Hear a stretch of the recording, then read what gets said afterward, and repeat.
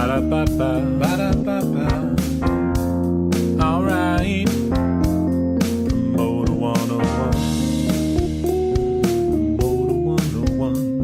Promoter 101. Promoter 101. Promoter 101. Promoter 101. Promoter 101. Promoter 101. Promoter 101. Get out of the Promoter 101.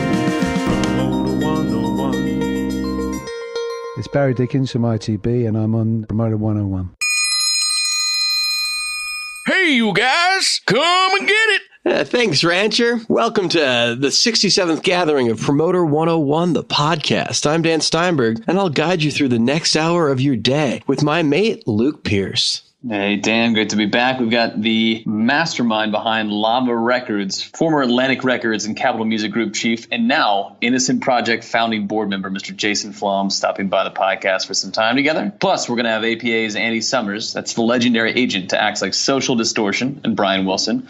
Plus, a war story from DSW's Entertainment's David Simone, around to talk about his clients Wilson Phillips and the Piano Guys. Plus, Dan and I break down the news of the week. Dan, this is a solid podcast, if I do say so myself, and I certainly am at this time. Hi, it's Steve Zapp from ITB International Talent Booking Agency. I'm on Promoter 101. We're finishing up our world tour, but you can catch us live.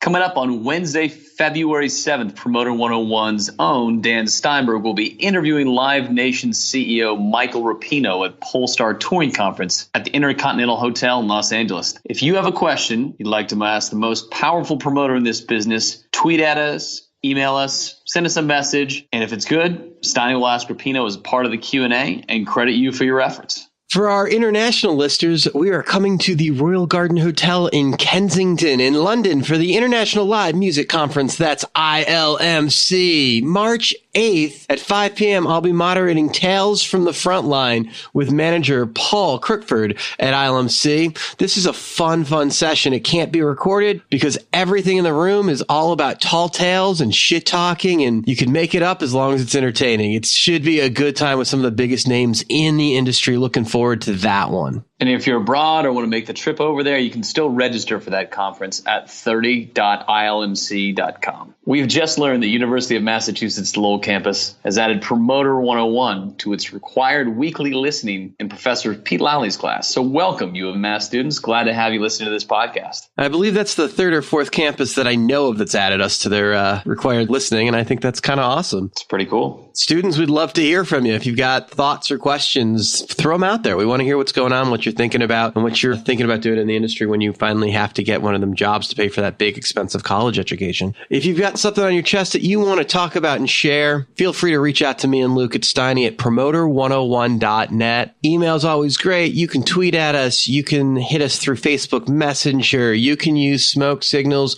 or you can just nudge us at the bar. In the meantime, keep up with us on Twitter. I'm at WLuke Pierce. Dan's at The Jew, and the show's at Promoters. That's Promoters, plural, 101. Hi, my name's Ed Bicknell, and I'm Promoter 101, and I'm in room 24 something, and I've got an inside leg measurement of 32 inches and a cup size of 31A. If you've missed any of our past podcasts, you can always catch up at promoter101.net. This week we feature a classic reissue of episode 24 featuring Paradigm's Lee Anderson. That's the agent to Zed, to Skrillex, many more, talking about changing the game, the EM world. Also, AEG Presents UK. Toby Leighton Pope shares his view of the industry, talking about the guy that's in charge of AEG for London and the greater part of the UK. Plus, we sat down with RCA's Nick Light, South by Southwest last year. And a drop in by Green Copper's Jeff Goodman. They are changing the game as far as apps go and have some of the best festivals in the world working through them. And he'll give us a picture of that. If you haven't already, don't you think it's about time you actually subscribe to Promoter 101? It's not like this costs you anything. It's totally free. Helps us a little bit here. So subscribe to Promoter 101 wherever you podcast. Technically, I imagine business professors would say that there's an opportunity cost by listening to the podcast. So it does cost you something. I suppose it would. But here, Dan, an economist will ask you, what is the greater opportunity cost of not listening to Promoter 101? Hey, this is Rob Zaffarelli. Addie Ann Tarleton. Paul Lord. Phil Rodriguez. Rick Greenstein. Donatas Nachayos. Rob Pellet. Rich Mills. Sasha Bombaji. Seth Hurwitz. Steve Martin. Whitney Bond. This is Trip Brown. Wayne Forte. Steve Zapp. Trevor Solomon. Live on Promoter 101. Promoter 101. Promoter 101. It's time for the news of the week. And Dan, it's Grammy weekend. I'm sure the champagne's going to be popping in New York this weekend. And before we get into the news, do you have any predictions for the big four? That's record, album, song of the year, and new artist. I predict hip-hop artists are going to win this stuff. That's about right, Dan, except hip-hop artists I think are going to be competing against each other. So I'm certainly rooting for Despacito to win in record, Awaken My Love, that's Childish Gambino's an album, although I think 24 Karat Magic by Bruno Mars is going to win with Kendrick and Jay-Z splitting up those hip-hop votes you talked about. Rooting for Issues by Julie Michaels for Song of the Year and Alicia Cara for Best New Artist. Looking forward to some amazing performances this weekend. You can tune into the Grammys on CBS on Sunday night. So AEG is expanding by opening up an office in France.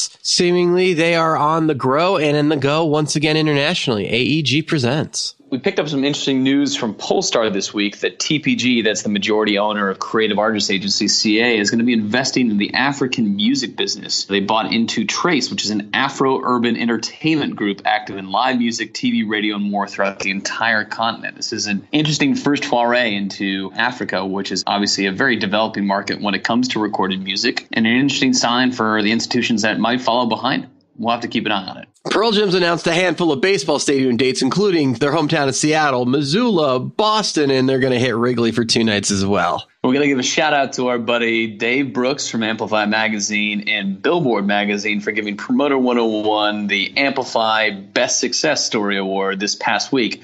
We're deeply honored to get the continued support from Dave and everybody over at Amplify and Billboard. Thanks for the nod here. We really appreciate it. It was a really nice piece he wrote about us. It really touched me. It was very kind of him. I sent him a very nice text afterwards. It was very, very kind. We appreciate the recognition. This is Andrea Johnson from ICM Partners, and you're listening to Promoter 101. And finally, we'd like to take a moment to shine a spotlight on our badass of the week, ICM Partners, Meg White. She is on the front line of breaking some of the hottest acts in the business, making her this week's Promoter 101 Badass of the Week. Congratulations, Megan. Hi, this is Stuart Galbraith. I'm the CEO at Kilimanjaro, and I'm on Promoter 101. If you haven't heard of Jason Flom, you certainly should. He's the man who founded Lava Records in the early 90s, went on to become the CEO of Atlantic Records, working with artists like Skid Row, Tori Amos, Kid Rock, Matchbox 20, Haley Williams, and Trans-Siberian Orchestra. He was also the head of Capitol Music Group, working with the likes of Katy Perry, Coldplay, and Lenny Kravitz. 2009, he reclaimed Lava Records, which he launched in the early 90s as a joint venture with Atlantic Records and has since then signed acts like Lorde and Jessie J. Today, he's a founding member of the Innocence Project, dedicated to fighting social injustices around the world. Please welcome to the podcast, Lava Records CEO, Mr. Jason Flom.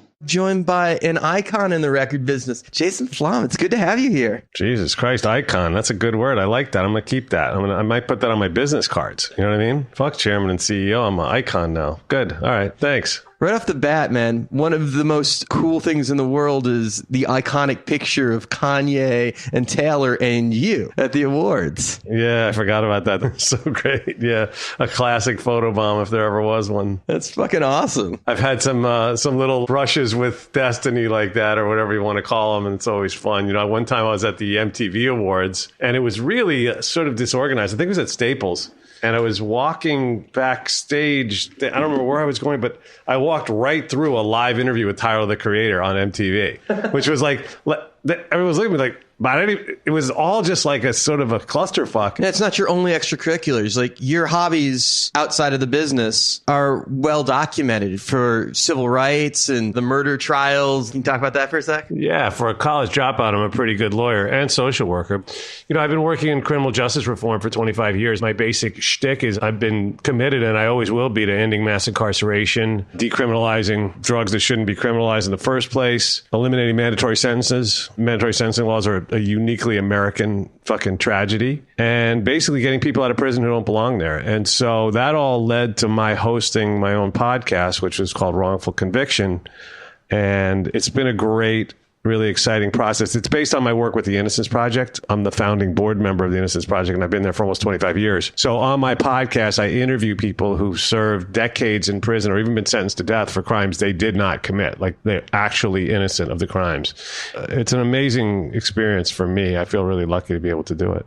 What made you turn to such a just cause? You know, it's a crazy story, and it does seem odd because I don't have any personal experience, knock wood, with the criminal justice system. But it happened because I read a story in the newspaper in 1992 about a kid named Stephen Lennon who was serving 15 years to life for a nonviolent first offense cocaine possession charge in New York State and in maximum security prison. And the reason it was in the newspaper was because his mother had been trying to get the Governor Cuomo, the first Governor Cuomo, to grant clemency.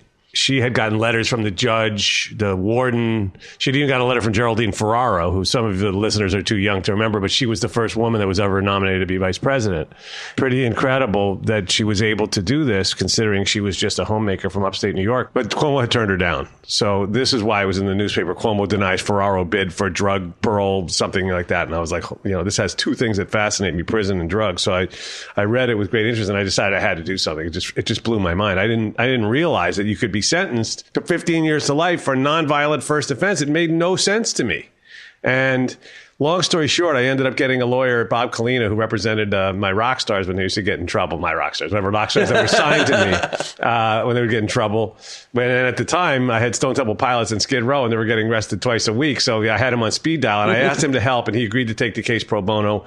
5 months later, we ended up in a courtroom in Malone, New York, and I sat there holding Mrs. Lennon's hand as the judge ruled in our favor and her son was freed. And I said, you know what? That's the best fucking thing I've ever experienced. And I was hooked. You used your power in the industry for good, for no other reason than it just interested you and you just saw a wrong that you thought you could right. Yeah, I've always had, you know, I really got it from my dad, a very strong sense of, I guess, ethics. And he gave my brother and I some great advice. You know, he said, do whatever you want to do. Try to be the best at it, but just make the world a better place. He said, if you do that, that's the meaning of success. And I always wanted to do that. And I always also had this thing about helping the helpless. Like if it's an animal or a person or a thing that's in an impossible situation, I can easily project myself into that situation and say, I would want someone to help me. So why wouldn't I help them? And, you know, I'm not a religious person. I'm actually fervently irreligious. But I know right from wrong. But you grew up in the temple, right? You know, my parents were very reformed. You know, they raised us. But you were bar mitzvahed, right? I was bar mitzvahed, yeah. It was, it was all transliterated. I never learned. You memorized? You didn't learn it? Yeah, I memorized, and it's fine. I mean, guilty. I'm proud to be Jewish, but for me, the organized religion plays no role in my life. It just occurred to him that some of those bonds have probably matured. I mean, it's been a while since I turned 13, so you should probably check on that. One of the things I got from my bar mitzvah, I still remember this, was Sly and the Family Stone Fresh. Wow. Remember that album? Yeah. Fucking sick. If you want me to stay, I'll be around. I mean, that guy was not only a ridiculous genius, but also like a total rock star. I mean, Sly was a rock star of the 20th order. And I was lucky to see him live a couple times. And, you know, when I was a kid, it was fucking awesome. Well, let's talk about that. We're at your bar mitzvah. So let's talk about your early days and how you got into the industry. And let's talk about the path. Yeah. You know, I failed into the industry. I failed at being a rock star, you know. You played? Yeah, I played guitar and wrote songs and stuff. And I didn't want to go to college. I was smoking a lot of weed back then and got into gambling. I used to go to the racetrack a lot. I cut school one year I cut school 64 times. I don't know how I got away with it, but I did. And somehow or other still graduated from high school. I didn't make the sports teams because I'm slow. I'm coordinated, so I can kick ass at ping pong, but I'm slow. So I decided to play guitar instead. And the crazy thing was, I didn't want to go to college. And this was not a very popular thing in my house, considering, you know, my dad graduated from Harvard Law School and my mom graduated Cornell when she was 18 years old. So education was valued in your home. Yeah, you could say that. And so my dad made me a deal. He gave me a year to become a rock star. Otherwise, I had to go back to school. And my mom vetoed the deal. My mom, who had never cursed in her life until that day, She apparently said, bullshit. If he's going to live in my house, he has to work or go to school. So my dad, the great negotiator, because my dad was, one of the greatest negotiators of the 20th century. And that's not hyperbole. There's a chapter in Malcolm Gladwell's book Outliers about him called The 3 Lessons of Joe Flom. That's your dad. I read that. I didn't. Yeah, that was my dad. So the great negotiator had to come see his fucked up son and figure out a way to undo this deal that he had just done. And so he made some calls, and it turned out he had a friend who knew somebody at Warner Communications. So he got me an interview there. I walked into this interview. I smoked 2 joints. So I walked in, and the guy goes, "You're going to work at Atlantic Records." And I got a trainee position at Atlantic Records, making $4 an hour. I'll show you how old I am. It was July 31st, 1979. I'll never forget. And, they gave me some double-sided tape and a staple gun and a bunch of Led Zeppelin posters, and off I went into the stores. So there were record stores back then. Many of you are old enough to remember what record stores were. So that was the compromise, huh? That was the compromise. And as soon as I got there, I fell in love with the music business. But it was funny because I never thought about record companies. As a kid who would listen to records all the time and go to shows and played the guitar, and I never really thought about where they're made or how it even happens. I don't know why, but then I got to a record, I was like, holy fuck, this is incredible. You were at the labels when they controlled the industry. Talk about the greatest couple of decades where record labels truly controlled the industry on every level. They could set the tone, and whether they were supporting an album or not meant whether the album had a chance or not. Clearly not the day that we're currently in, and you've lived through that evolution. Yeah, I mean, as much as what you're saying has a lot of truth to it, I've always believed that, records have magic in them, right? They have degrees of magic. Anywhere from 0 to 10. And what I mean by that is a 0 is a record that you could play on the radio all day, every day, and nobody would buy it or care. And a 10 is I Will Always Love You, right? Or My Sharona, or pick one. Like a song that as soon as it goes on the radio, and I've been lucky to have some of those songs, or as soon as anybody hears it, they have to fucking buy it. They have to tell all their friends about it, and it just goes fucking nuts, right? And what I mean by that is every week there's a number 1 record, but they're not all number 1 records are created equal either. So Royal was one of those songs. Royals is one of those songs. Royals is such a fucking big song. I think this way, right? Because I think in terms of synchronicity and serendipity, but I've never seen anybody write about this, but it occurred to me one day, I was like, holy shit, like Lord Ella, right? She wrote Royals because, this is well known, she saw a picture of George Brett, right, in a Royals uniform, which is odd in the first place because she lived in New Zealand where they don't play baseball, but, internet and whatever. So I don't know why she happened to see that picture, but she did, and she wrote the song Royals. What happens next? The song goes number 1 all over the place. Number 1 is 7 formats in the United States, right? Insane. But number 1 in America at 7 formats. So the Royals, a perennial last place team, went and won the World Series. It's sort of magical if you think about it, right? Like, how does that happen? That year when it came out, they actually lost the World Series, but they went to the World Series. The next year they won the World Series. The Royals were like a joke for a long time, and so it's really interesting how, like, energetically how stuff works sometimes, you know what I mean? And I don't know how there could possibly be a connection, but on the other hand, it's maybe not a coincidence either. It's kind of fun. That's just fun to think about. I don't know. It's just useless information, but I like it. I know we skipped around a little bit. So you're at Atlantic with a staple gun and Led Zeppelin posters. How does that turn into running Lava? What are the steps in between there? Oh, yeah. Well, like I said, first step was fall in love with the business. Second step was after my year at Atlantic was up, because it was a 1-year trainee program, they asked me to stay. Because I had in that year done some really cool shit. I actually designed a full-page ad for AC/DC, which was such a fun thing because I just had this. Aerosmith was my favorite band growing up. Steven Tyler was to me, the epitome of what a rock star is and should be and always will be. And not hard to see that. No, he's the best. So, Aerosmith had run these incredible ads when I was a kid. I'll never forget them. And maybe you remember these, like when Toys in the Attic went double platinum. Right. They ran the ad with an elephant. His front paws were on 2 Tonka trucks, or his front feet. I don't know what you call it with an elephant. He was standing on these 2 Tonka trucks, and the ad just said, "Toys built to last. Aerosmith double platinum." And I was like, get the fuck out of here. That's the coolest thing I've ever seen. And they did a number of these. So when I got to Atlantic, AC/DC was nowhere. They had 4 albums. They hadn't done anything. And then they started to break. And I fell in love with their music. I was just obsessed. I met them. Angus came to my office and gave me a guitar lesson. It was insane. What? Yeah. Yeah, it just happened, right? It was insane. Like, they were good enough to have been signed to Atlantic. They had put out a couple albums. They were there, but it just wasn't happening. No, I mean, it's a miracle they were never dropped. They'd put out, Dirty D's Done Dirt Cheap. What was the first album? Was it High Voltage? I think so. And then If You Want Blood, You Got It. Oh, Let There Be Rock was the second one, I think, right? And then none of them done anything. And then Highway to Hell came out and really started to connect. So when Highway to Hell came out, did the back catalog for them kick up too? Because all of those are classic albums. They're amazing albums. I didn't realize they weren't successes when when they originally came out. No, they were nowhere, and it was crazy. So, and then of course I was just feasting on their whole catalog. And one day someone says to me, because everybody there knew how much I loved AC/DC.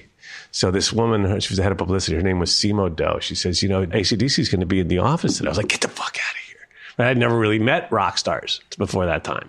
And I was like, oh my God, like my heroes are going to be here. This is incredible. So Atlantic was on the second floor. I found out AC/DC was up on the 30th floor at corporate getting their gold records. And I was like, I got to go up there. By the way, I had hair.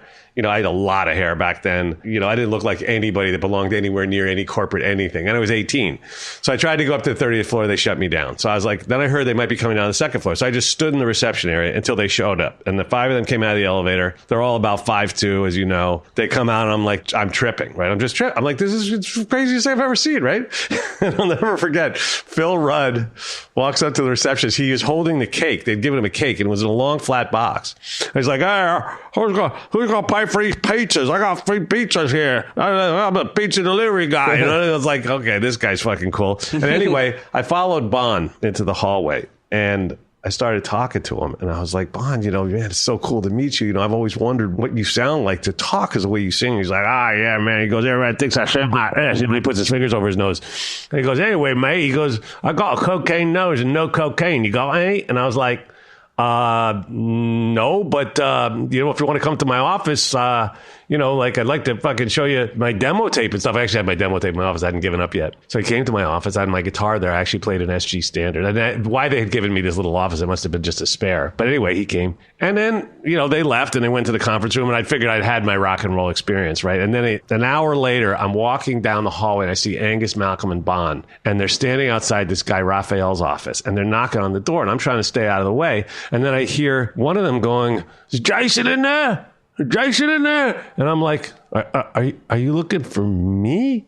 And Bon goes, hey, there's a guy right here. He's a good guy. He gave me his demo tape. He got his guitar in his office. And I was like, all right. And then next thing I know, Angus and Malcolm come tootling into my fucking office. And so Malcolm didn't hang very long, but Angus sat down, picked up the SG and just started playing. And I was like, dude, can you show me how to play Kicked in the Teeth? And he was like, yeah, mate, come here. And I was fucking he taught me Riff Raff. He taught me Kicked in the Teeth. And he was sitting right in front of a poster of him on the fucking wall. I had a Power Age poster on the wall. I mean, I was in the poster business, right? So I had easy access to it. Was the craziest fucking thing. I'll never forget, too. I said to him, I've never told this story. I said to him, I go, man, Angus, I go, you're so fucking good, man, and you're so young. When did you take up playing the guitar seriously? And he goes, I never took it up seriously. And I'm like, oh, fuck me.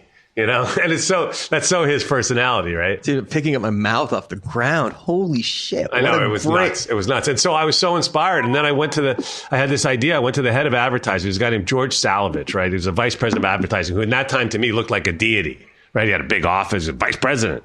So I go to this guy's office and I go, George, I got an idea. He goes, what? I go, we should do an ad. He's like, what ad? I go, the highway to hell is paved with gold. He goes, no, we don't have money for those type of things, whatever. I was like, yeah, we could have a gold highway, and hell at the end and congratulate AC/DC and the whole shit. He's like, nah, kid, whatever, get out of here. I was like, okay, whatever. And then funny enough, when the record went platinum, they actually ran the ad. It wasn't as cool because gold is cooler than platinum, right? But nonetheless, it was cool as shit. So I actually have the ad autographed by all 5 guys at my apartment. Your idea. It was my idea. I got a gold record for it. It was the first gold record I ever got was Highway to Hell. I mean, a good way to fucking start, right? So anyway, so the point was, they asked me to stay after my year was up, partially based on that and some other things I'd done. And then I stayed and I went to NYU, at night pretty much and worked during the day and didn't spend much time at NYU. And then, I discovered this band Zebra, and then Zebra told me about Twisted Sister, and I made myself a real fucking pain in the ass trying to get everybody to sign Twisted Sister, which eventually obviously happened. And then my dad says to me, you know what? I was a junior in NYU, and he goes, you're better off doing one thing right than 2 things wrong. I was like, thanks, Dad. Fuck school. So I dropped out, and here I am. I mean, from there, obviously. You signed Twisted Sister before you dropped out of school? Twisted Sisters is an interesting story because, and I had bought their single when I was in high school at Disco Mat. It was like early 80s, right? Yeah, their single was, I think, Shoot 'Em Down or something, or I'll Never Grow Up Now. But I hadn't really thought about it. And then Randy says to me, Flom, he goes, Twisted Sister's the greatest live band in the world. We can't touch them. Nobody else can either. Funny enough, Zebra was opening for Twisted Sister. So I went to fucking Poughkeepsie to see Zebra, who had a record deal, opening for Twisted, who didn't have a record deal. And there were 3,000 kids there on a Wednesday night. at $6 a head. Was that a home market or was it just what they were doing already? No, it was like their home market. They were from Long Island, I think. So they randomly in Poughkeepsie were selling 3,000 tickets already? They were selling it all over the tri-state area. They're the biggest band by far. They sold out the fucking Palladium. But record companies thought they were a joke, but I didn't know that. All I knew was I went to see this show and it was out of fucking control. I mean, after Zebra and this other band, DC Star, both got polite applause, Twisted Sister comes on stage and I'm standing on the stage and 3,000 kids are erupting. And they're all wearing Twisted Sister t-shirts. And D comes out and he goes, all right, New York motherfuckers. He goes, we just got back from fucking England. We're sick and fucking tired of hearing those limeys tell us how bloody fucking good we are. He goes, what do you New York motherfuckers have to say? And all 3,000 kids throw their fists in the air and go, Twisted fucking Sister. And I was like, I'm done. I don't even care. Like, it doesn't matter. Like, that's it. Like, I can't wait to go fucking get back to the office. So I went back to the office. I got 2 hours of sleep. I walked into Doug Morris's office. I was probably on God knows what. I walk into Doug Morris's office and I go, I found religion last night. And he goes, what the fuck are you talking about? I go, Twisted Sister. He goes, get the fuck out of my office. And by the way, go home. And I was like, oh, really? And then I didn't know that they were considered a joke in the industry. I went that night to South Jersey to the Fountain Casino where they had 3,700 kids there. And I was like, this is the greatest shit ever. So long story short, Doug shut me down at every turn. He hated them. Everybody hated them. I had elder statesmen in the business putting their arm around me. I remember one time in the lobby saying, kid, you're off to a good start with the Zebra band, went gold, whatever. Like, stop with this Twisted. You're making a joke out of yourself. You know what I mean? Like, everybody knows they're a joke. I was like, a joke? It's a good fucking joke. So what eventually happened was I saw Phil Carson in the hallway. And Phil Carson was a legend. I mean, he was the head of the English company. He's the guy who I knew he'd signed AC/DC, back to that again, and Yes, and other legendary bands. And I went up to him. He didn't know me. And I handed him a cassette of Twisted Sister and a bunch of information. He told me later he threw the whole thing in the garbage because he didn't know who the fuck I was. But then, coincidentally, he happened to go see them. Oh, they opened in England for, I think, Foreigner. Without a record deal. Yeah. And Phil was there and he calls me up the next day and goes, this is the greatest thing I saw since I saw AC/DC the first time. I'm signing them. I was like, great. What are we going to do about America? Because by now, like, there was no hope because they were just hated. And he was like, I'll get the U.S. company to put the record out. And he did. And then to Doug's credit, I mean, he hated them. But the first record came out like a fucking CIA agent. Nobody worked it. Nobody paid any attention to it. But it sold 100,000 copies anyway because the band toured relentlessly. And then Doug came to see me and he said, you know what? You were right. Band's fucking great. And you know what? We're going to break them. And then he got Tom Werman to do the next record. He got Marty Callner to do those incredible videos. And of course, the next record sold 6 million copies. So that's when I dropped out of school. Not bad. Not bad, right? Yeah. Anyway, so long story short, I ended up in rehab. The next act I sang was Fiona. She had a hit, so I was 3 for 3. I ended up in rehab because, I had more money and, those days it was definitely a crazy time to be in the music industry. So got out of rehab in 87 and White Lion had made their album while I was in rehab. I'd signed White Lion. And that album came out so bad. The album was great, but it wasn't doing anything at all. And then one radio station started playing it. There was only one station in the country playing it. Station in Minneapolis, KJJO. Great rock market. Yeah, it was a new station. So I guess they were looking for a way to differentiate themselves against the market leader, which I think was KDWB at the time. And so they had found this record that they liked and they started playing it. So I called the record stores, which had been my job when I was first coming out. They would let me do like research, like A&R research, very, very primitive, crude form of it. I called the store in Minneapolis, just figured I was like, hey, kind of sheepishly, I was like, is anybody looking for that White Lion record? And that guy goes, dude, what are you, stupid? He goes, that's our number 1 selling record. I was like, no. I go, not White Snake, White Lion. And he's like, dude, I'm telling you, we need more. We had 25 on Monday. We sold out. It's Wednesday. He goes, where can I get more? I was like, holy shit, like that's crazy, right? And then I called the next store and the guy was like, oh yeah, ever since they started playing it, that thing's top 10 for us. I was like, and one store after the other. So that's the magic, right? That's like I said, the 1 to 10 thing. It wasn't a 10, but it was pretty high up there. So I walked into Doug's office and I was like, Doug, what the fuck? And he goes, holy shit, let's make a video. We're gonna break this band.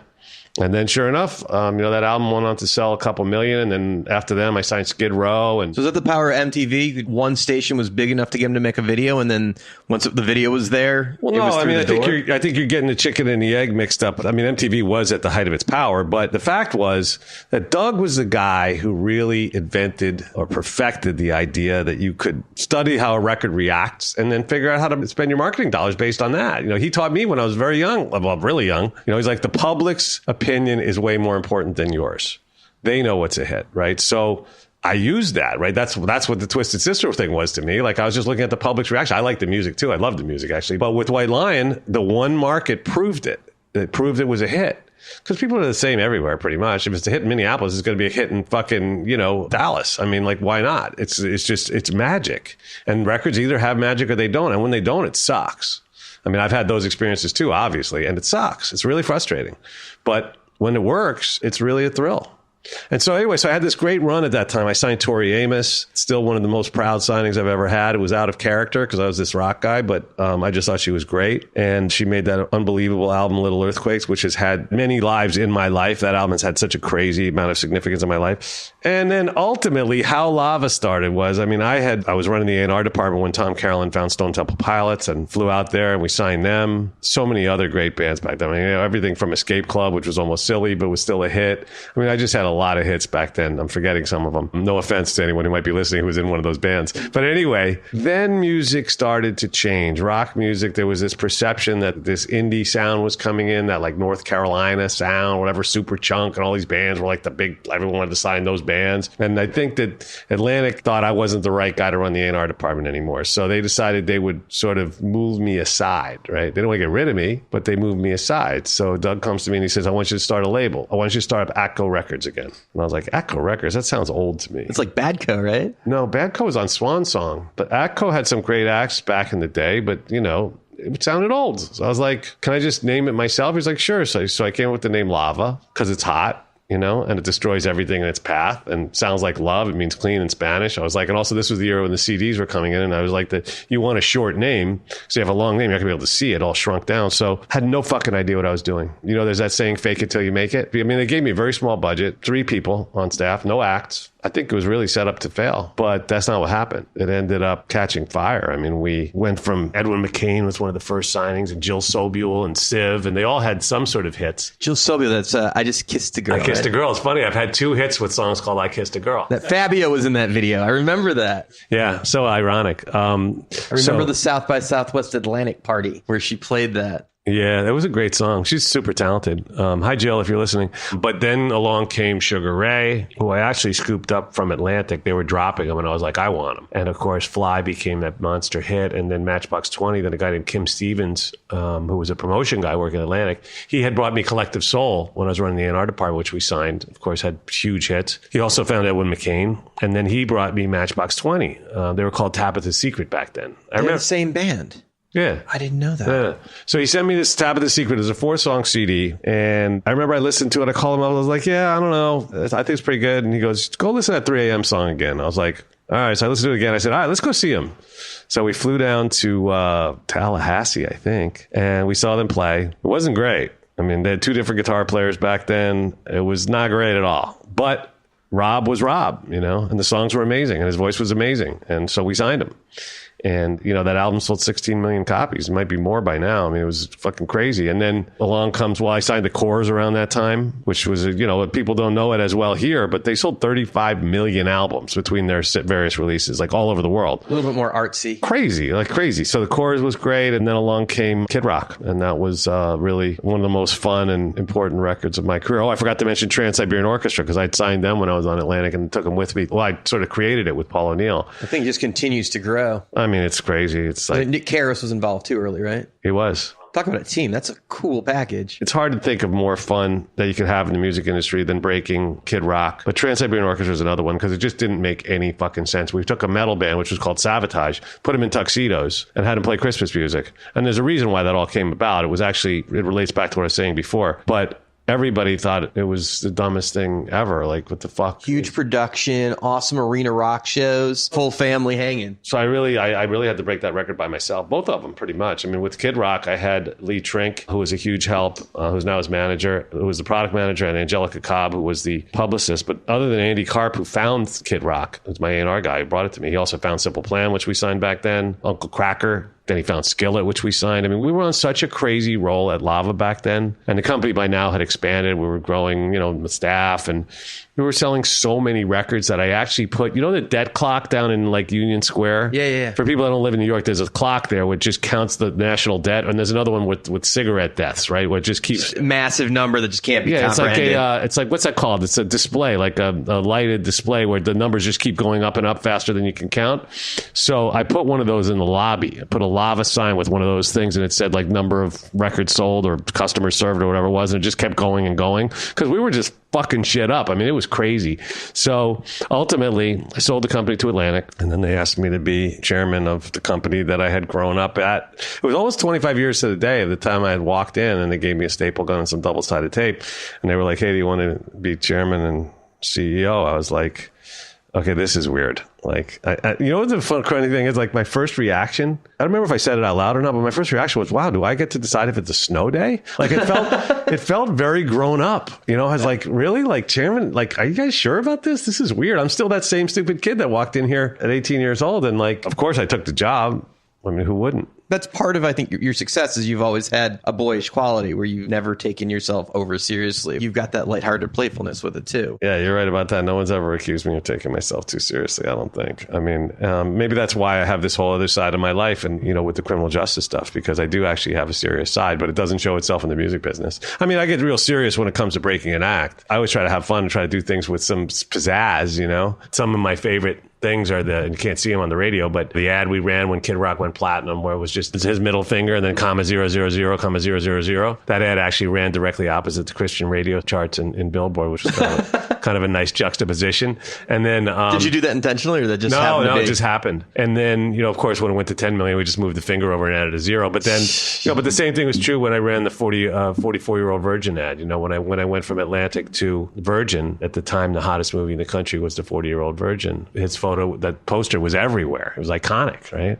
So I was like, fuck this. I'm not going to run a normal announcement. Jason Flom, named chairman and CEO. I'm going to take a picture as him and run that shit. So I did, and it came out great. And it really set the tone for Virgin, because Virgin, you know, the Virgin experience was really fun. I mean, Atlantic was fun too, don't get me wrong, but it was hard because Leora and I clashed a lot. And I signed Paramore at that time, which I'm really proud of. But nonetheless, Virgin was fun because it was so cold when I got there. I mean, it was the worst label in the business. They should have actually probably closed the fucking thing. It was hemorrhaging money. They hadn't broken an act in eons. It was just a disaster. And it was so fun because of that, because we turned that shit around real quick. It's an amazing path that you've had through your career. Before I let you go, can you talk about how the industry has changed, but yet you guys have continued to break records regardless of how radio has changed and labels have changed and the products have changed, how that evolving and how you've worked through that? You know, what hasn't changed is magic, right? It's magic. If you're lucky enough to bump into, you know, an artist with that amazing ability, and at the end of the day, it's all about the artist, right? I mean, we're here to service them. It's their talent. It still takes a team and it takes a real push.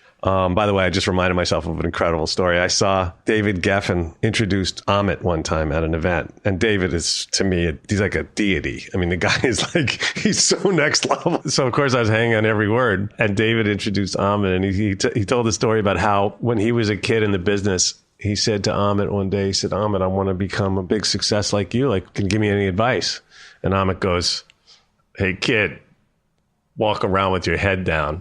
Maybe you'll bump into a genius. It's fucking incredible. I hope that story is true, but it doesn't even matter. It's so good. So, and to hear David tell it, of course, is magical. But what hasn't changed is if you can find great artists and you can put a serious effort behind it, it'll still work. And, you know, the business will always change. It'll always evolve. What'll never change is that people always want new talent, and the best talent always wins. I mean, that's what happens. Like, I totally believe that the cream rises to the top. On the margins, I mean, there's always records that could have been lost. And some of them are, you know, records that I worked on, like even Jewel. Like, that one took a huge push. Or Tory. I mean, Tory, that one didn't need to break. That was a crazy record. Took a huge push. But then there's some that just go, you know, bam, and they're gone. And you're lucky to find one of those once in a while. Then, you know, you get to keep working in this business. And by the way, I've got one right now with this band, Greta Van Fleet. Killing it. Aaron Frank's manager and great team at William Morris behind it. Thing seems to be playing all the festivals and selling out all the shows. Just crashing those numbers. It's so fun because of the fact that they're bringing rock and roll back. You know what I mean? It's like, for me, it's so full circle. Growing up, having gone to see Led Zeppelin at Madison Square Garden and worshiping them as any rational teenager did back then, it's just so fun to be a part of bringing that feeling back and seeing people react the way they are, because it's fucking incredible. I mean, they're incredible. Like, his voice is batshit crazy, and they're great. It's fun, and it's no nonsense. It's like they write 100% of the songs. There's no effects. They're just killing it. You know, I'm really lucky to be a part of it. I want to thank you so much for taking time and joining us on the podcast. This is just awesome, dude. Yeah, man. What the fuck? Don't get yourself arrested, but if you do, at least you know who to call. Jason is a role model for all of us. We can all do more, and he's a perfect example. Thrilled that he was able to join us on the podcast. You can check out his podcast as well, Wrongful Conviction with Jason Flom, on Revolver Podcast Network. So stoked that he was able to join us. Rob Hallett from Robo Magic on Promoter 101. It's that time of the week, Dan. We got to go into some Promoter 101 tweets of the week. Would you take a second for us and talk about what was going through your brain when you wrote these tweets? And let's start with this one, Dan, because it's the 20th anniversary of Spice World, when an agent is on his 5th minute trying to explain the Spice Girls tribute band. Yeah, that's going to be a pass. And this one, Dan, this is going to be a house divided tweet, I think. When Tom Brady turns you into an Eagles fan. E-A-G-L-E-S. Fuck you, Tom Brady. I thought you were going to say Eggles or something like that, Dan, as the Philadelphians do. Is that the correct nomenclature there, Mr. Pierce? It is. It's Eggles and Water. So if you're from Philly, you order your cheesesteaks wit or without. I believe it's wit or without. Wit. Wit or wit it out. And you say Eggles and you go down the shore, Dan. This is coming from a kid who spent the high school years in Philly. I'm kind of a Geno's guy myself, Luke. What about you? I'm also a Geno's guy. I'm actually really more of a Steve's Prince of Steaks guys for any Philly listeners out there, including Jesse Lundy from Point Entertainment. Not the Chop guy. No Pats for me. No Jims for me. This is like Geno's or Steve's. That's the way to go. Last time we were in town, me and Zink ate it both so we could do the side-by-side comparison, and so conveniently located that you can do that. By the way, anyone that knows Jesse Lundy, can I please explain to me why he's changed his name into Facebook to something obscure? I'm very confused by this. Anyway, Philadelphia time. We'll deal with it later. How about this one, Dan? We got one more to go here. Can somebody explain this to me? The concept behind not answering calls, then calling right back and saying, I just missed a call from this number. Not talking about the people that just do this as a single call. I'm talking about people that do this as a policy. Is it a power move? Or do they just like the awkward moment of, maybe I called you? Who's this? Yeah, I don't get the behavior. And I know a lot of people had many different responses to this, including John Finberg saying he has to pay for the call if you call him internationally, but he can call you back for free. So that I got. That kind of made sense. But I seem to see a lot of people that just never answer their phone, but then call right back. I don't get it. And that'll do it for Promoter 101 Tweets of the Week. Make sure you keep up with Dan on Twitter. He's at The Jew. And if you have your own Promoter 101 thoughts, feel free to tweet them at us or email them over. Anything that makes Dan and I laugh are going to get used on the air. And anything that you want to send, like Tom Brady memes of him like getting beat up or anything, like totally welcome. Hey, this is Mike Luganbill, Lenore Kinder, Tony Conway, Joe Atamian, Nick Gold, Jay Williams, Adam Voith. You're listening to Promoter 101. Promoter 101. Promoter 101. This week, we've got an epic war story from DSW's Entertainment, David Simone. He's the manager to Piano Guys, Wilson Phillips, and a partner in Primary Wave Publishing. What can you tell us about your history that entertains us backstage at a story? You know, there are a lot of stories. I've been very fortunate to have a long career and worked with many, many, many artists. And there are a lot of different war stories. But one of my favorites is I became head of A&R at Geffen Records around 1999 when Guns N' Roses had basically split up, and Axl was Guns N' Roses, and he had been making an album for, I think, 6 years. Was this Chinese Democracy? Eventually. They've spent $6 million on it. So obviously the first job that I'm given by Eddie Rosenblatt is you've got to get to know Axl Rose, and we've got to get this record finished. So I said, absolutely, fantastic. What could be better? So I get in touch with Axl's manager at the time, good guy, and he says, look, Axl only works at night, starts at Rumbo in the middle of wherever in South Central LA, a rough area, and he comes in between 2 and 3 a.m. So I said, look, I don't really mind that. That's fine. So when can I come down? So he says, well, let me talk to Axl and then I'll get back to you. About a week later, the phone goes in my office. I pick up the phone. Hi, it's Axl Rose. Wow. Hi. That's cool. I hear you want to come down and hear some music. I'd love to. Be the greatest thing in the world. You know, big fan, blah, blah, blah. And he goes, well, we need to go through something first. I said, okay, what's that? He said, do you have children? I said, yeah, I have 2 children. I have a daughter and a son. And how old are they? 12 and 8. So he says, well, I need pictures of them. I said, I don't understand. You need photographs of my kids? It's a little bit like working with a drug cartel, right? Yeah. So I said, well, what do you need the photos for? Well, I need to show them to my shaman so she can tell me whether your children have the devil in them. So I said, I'll make it very easy for you, Axel. I can absolutely confirm to you that they have the devil in them. And after that, Axel said, okay, you can come down to the studio.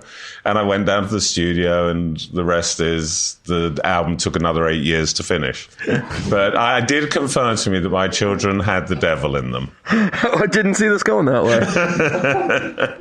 That wasn't the Axl Rose story you expected, was it? No, hookers and blow and midgets. But I think mine's original. Come on. I've never heard that story. Yep. You caught me off guard with that completely, David. Points to you. Thank you so much. Pleasure. This is what a manager does. Anything it takes to make an artist happy. Well done, David. And I got to say, throwing your kids right in the line of fire just to make a client happy, that's great management. You're listening to Promoter 101. This is Martin Atkins from Public Image, Killing Joke, Ministry, 9 Inch Nails. I got a Grammy, a pig face. Fuck off. We're joined next by legendary agent from the Agency of Performing Arts, that's APA's Mr. Andy Summers. He's worked from everything from Social Distortion to Brian Wilson. He is on a level by himself and one of the kindest people you'll find, Mr. Andy Summers. Thank you so much for taking time. Always happy to be here with you, Dan. We'll do the history in a minute, but let's just talk about the hit list. Pennywise, Social Distortion, Bowling for Soup, The Monkees, Brian Wilson.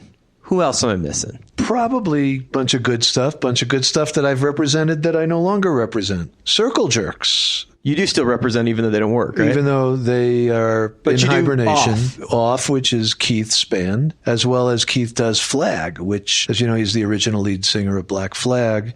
And so with other members that partook in Black Flag over that band's period of time, they put together Flag and debuted it at Golden Voice's 30th anniversary in Santa Monica. And that turned into a tour in like 2011. And I think we did some dates in 2013 or 14 and a few festivals. And that's it. Maybe they're going to unleash some more Flag this year as well.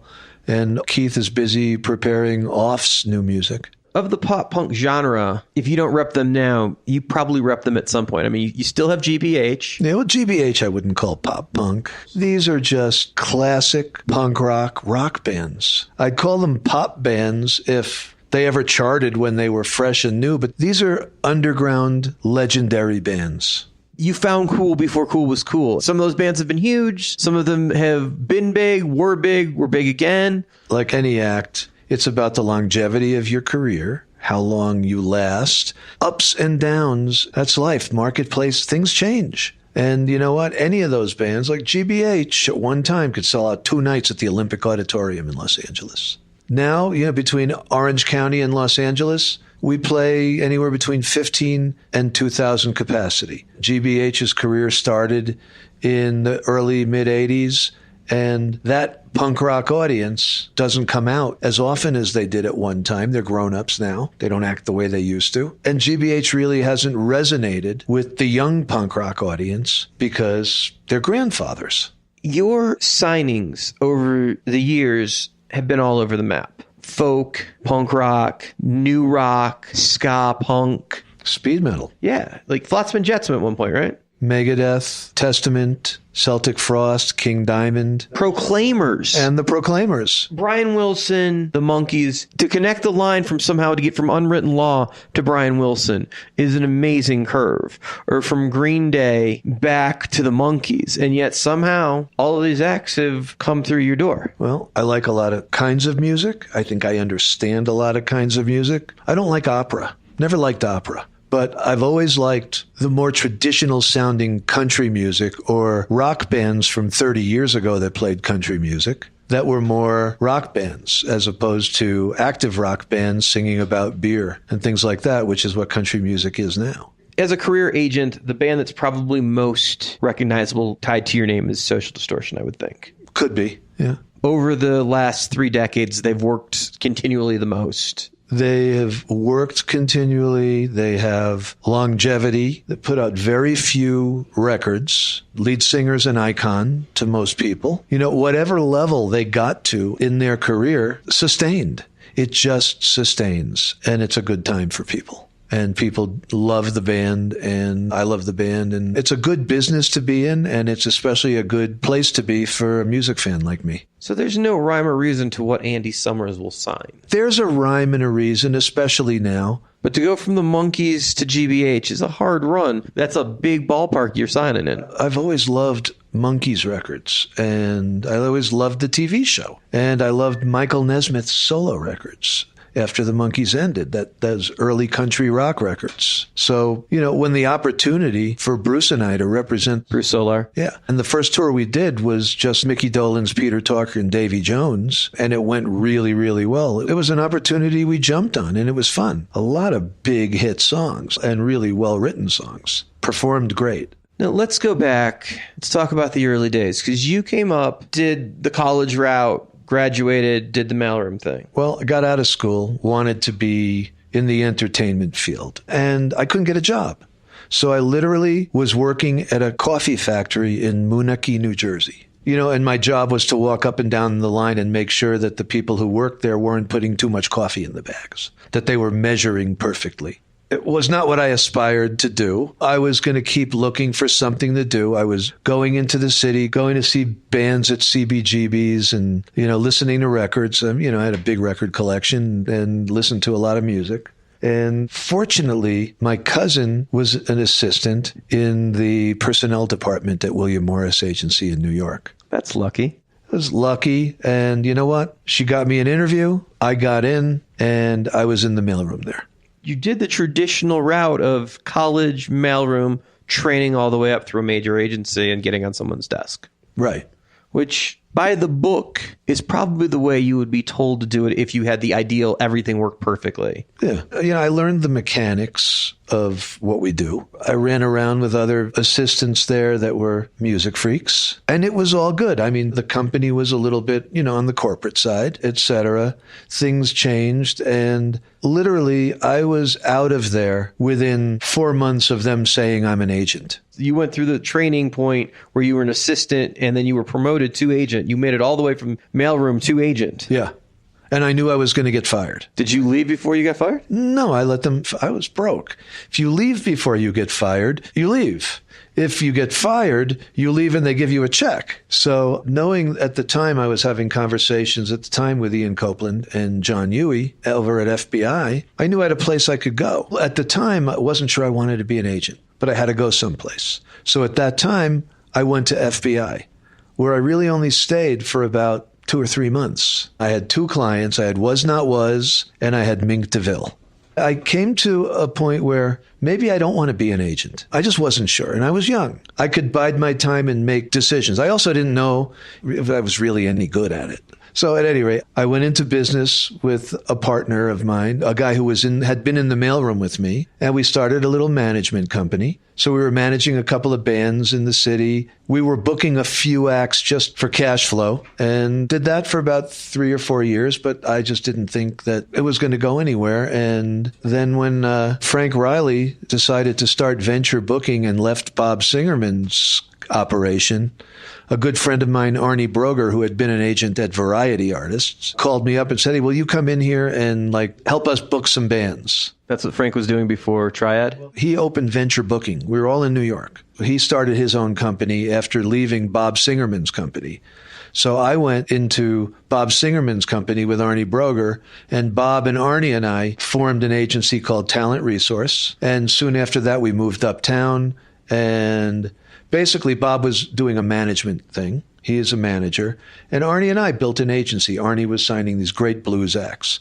Coco Taylor, Albert Collins, Sun Seals.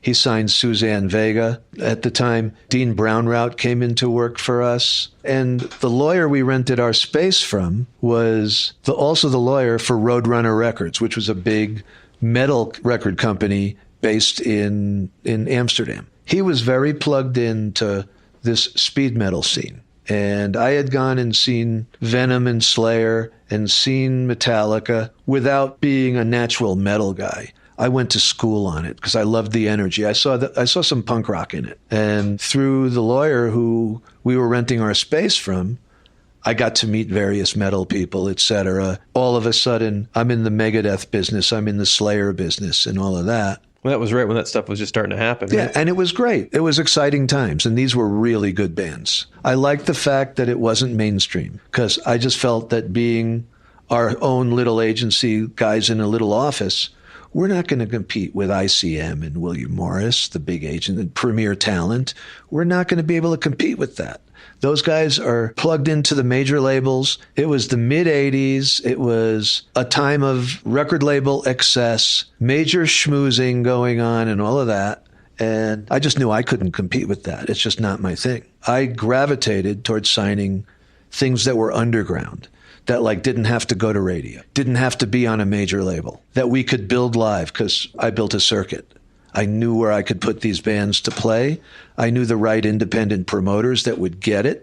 I knew a lot of the major promoters that liked me and some that wouldn't pick up my calls or believe in it. I just let that flow. You've done the tour. You did the William Morris. You did the FBI. You did Bandwagon on your own. You were at ICM. Then you were at the agency group for a very long time. Bandwagon again in between. No, I did Bandwagon in New York. The thing with Arnie turned into Bandwagon by myself. Then I did a deal where I went back to FBI at the end of the 80s. Then I moved to California in 1990, and I worked at Triad for 2 years before ICM. After ICM, I started Bandwagon when I got the call from Steve Martin, we're going to open up the agency group in California. And we talked about it, and I did it. And, it was me and Val Wolf and Melody King, and from the New York office of the agency group, Dave Kirby and Andrew Goodfriend. And that was day one of the agency group in California. Not a bad team to start with. It was fun. It was new. I mean, listen, I had my team. I had Val and Melody. And you grew that to be a massive office. It grew to a big office. And, within, I think, 2 months after we opened is when Steve brought Bruce Solar in. Bruce moved down from San Francisco to join the team. Right. And once again, everyone at the agency group was entrepreneurial. We had all had our own little boutique agencies. Bruce had absolute artists. And Bruce and I didn't really know each other that well at all. That we turned into such a good team was pretty organic. So Solar's there, you're there, and this lasted a good long time. This wasn't a 5-minute run. It was 14 years for me. 14 years, and then you and Steve, almost within a couple of months of each other, both left and wound up at APA. Correct. Since the agency group was bought by UTA, a lot of you guys have wound up back together again. Well, before the agency group got sold, Bruce joined us at APA. But right after it got sold, we were lucky enough that Guy Richard came over. And there was a few other people. Seth Rappaport in New York had come before that happened. So, there's a few of us that all worked together at the agency group. Steve Ferguson, who I worked with at FBI and ICM, and he worked at the agency group in New York at a time before I did. He recently joined us, or within the last year. He joined us after he left Paradigm. And now the Canadian UTA office closed, and you guys wound up picking up some of the bigger weight there. Well, Jack and Ralph built the agency group's Toronto office. Jack Ross and Ralph James. They built it, competed against the biggest agency up there, and turned out to turn their office into the biggest agency up there. So UTA decides they want to be out of the Canadian business for whatever reason. Right. Within seconds, everyone else in the industry that lives in touring is clamoring for these guys because these guys know the music business and everybody knows it. Mm-hmm. And there was no shortage of homes for any of these guys to go wherever they wanted to go. Yeah, I would think so. So Paradigm won out. You guys won out. Live Nation won out because Zed is now running Dubai. Right. Amazing. But I guess if you speak as many languages as him and have an international spirit. No, yeah. Good for him. He's going to do great. Clearly, UTA was in a different point of thought than everyone else in the industry when it came to the value of that office. Yeah, well, everyone can have their own thoughts. You know what? Look, it ended up happening. And we were lucky enough that Ralph James and Jack Ross, who had been our partners at the agency group for all those years that I was there, and friends of ours, it was great that Jim Gosnell and Steve Martin went up there and were able to make this deal. Well, let's talk about that. Jim Gosnell is the head of APA. Yeah. Steve seems to be the de facto head of music at this point, but Jim is a music guy, He's a music agency, and he's the head of a major agency as a music guy. And I think that may be the only case that has a film and TV and music department where the music guy oversees everything. Jim played in bands. He's an honest-to-God music guy. Yeah, he is. At the same time, the growth that him and Steve have brought to that company. Agency has been nominated the last couple of years. Clearly, the industry sees that you guys are a major agency and are on the move and are a top 5, top 6 agency. You guys changed the face of APA. I appreciate you saying that, but I think it's everybody involved that changed it. I just showed up. I don't know that I changed it. I add to it. Well, and there's other good things going on. Andrew Ellis and some of his guys have got a serious cool factor going on in the New York office. Once again, Andrew and Andrew had his own thing. You've got APA, which is a traditional agency that always ran in the traditional way that the agency business ran. And you have a bunch of us agents there that are all entrepreneurs. Like I said, I used to type contracts on a typewriter out of my apartment, typing Voivod contracts. Good rock band. Very ahead of their time, for sure.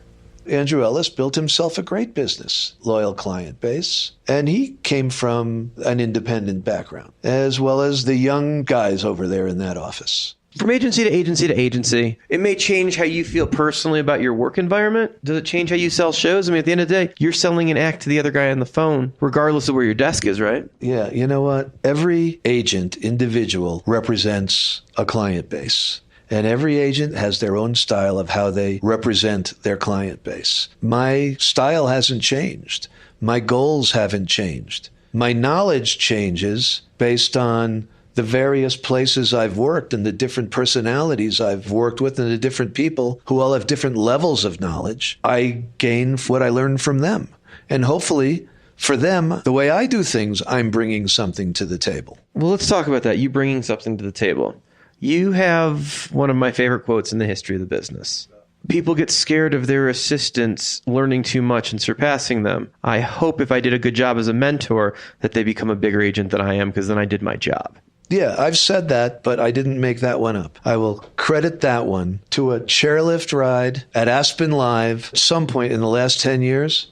And that was Wayne Forte, who was one of my mentors. I'm not saying I surpassed him, but I've done well. And, Wayne was a mentor for me very early on. He's always had a band that was hot on his roster, if not many. He has been relevant in this industry for 45 plus years. Whatever artist he's representing at any given time is getting real quality representation.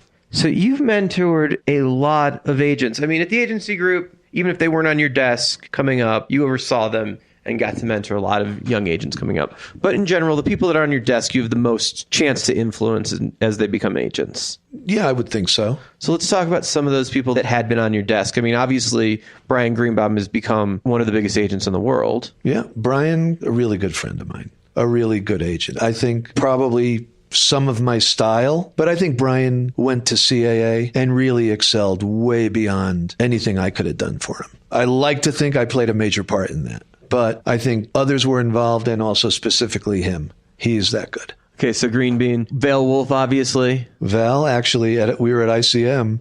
Val actually started out on Green Bean's desk after he got promoted to agent. Then when Brian left, Val came over to my desk. And then when I left ICM to start Bandwagon, Val came with me. Okay, and around the same time, Medina Salati was on your desk. Yeah, Medina, Gabe Apodaca at the agency Melody group. King. Melody, Emilio, who's over at UTA still, was on my desk for a bit. But these guys have all sat on other people's desks. So you build your thing by absorbing from the various desks you're on.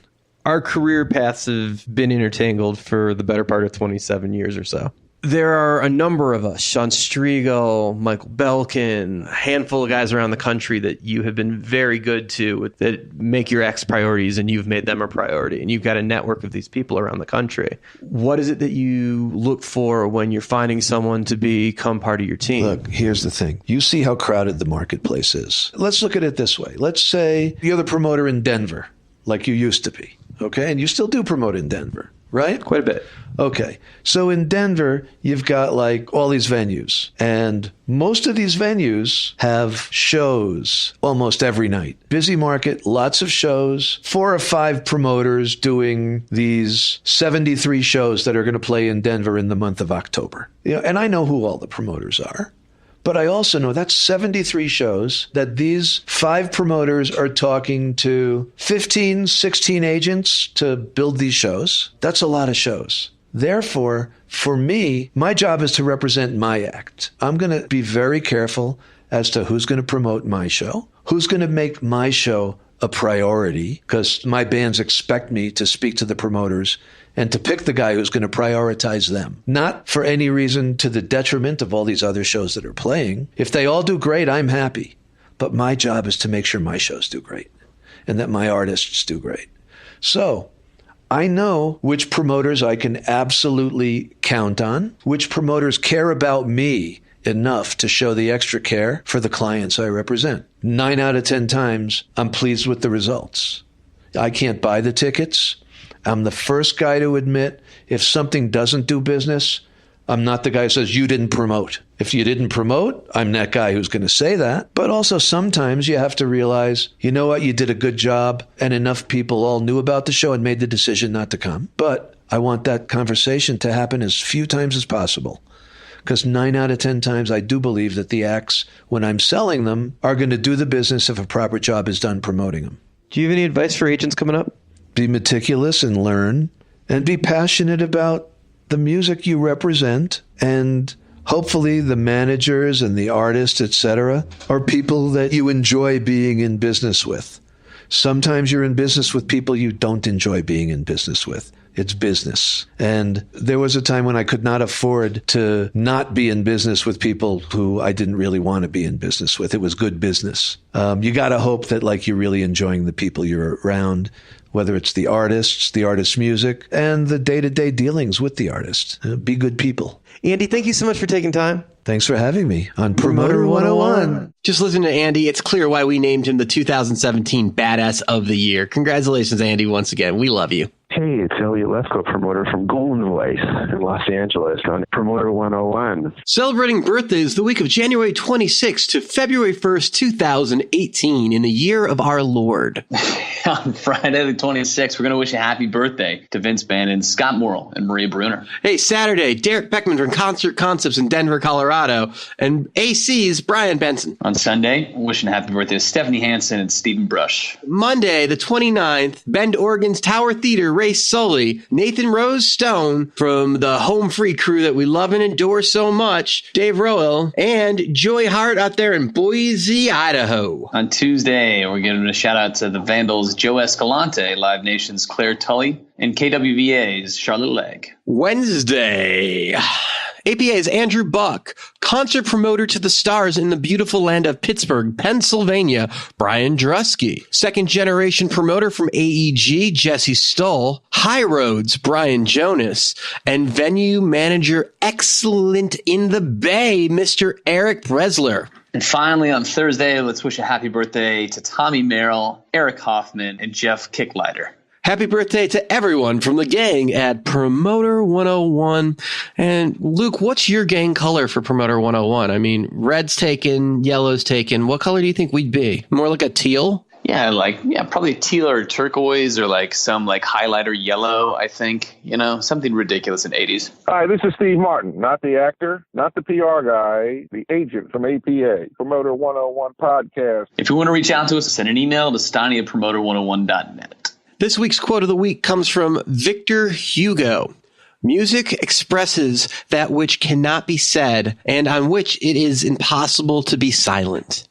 Deep. We'll be back next week on episode 68 of Promoter 101 with WME's Peter Schwartz, Queen of Atlanta, Rival Entertainment's Lucy Lawler Frias, and a new war story from Dan Smalls presents Mr. Dan Smalls. Hey, until then, we want to wish everybody sold out shows for the weeks to come. Cheers. This is Lee Anderson from Paradigm, and you're listening to Promoter 101 The Podcast.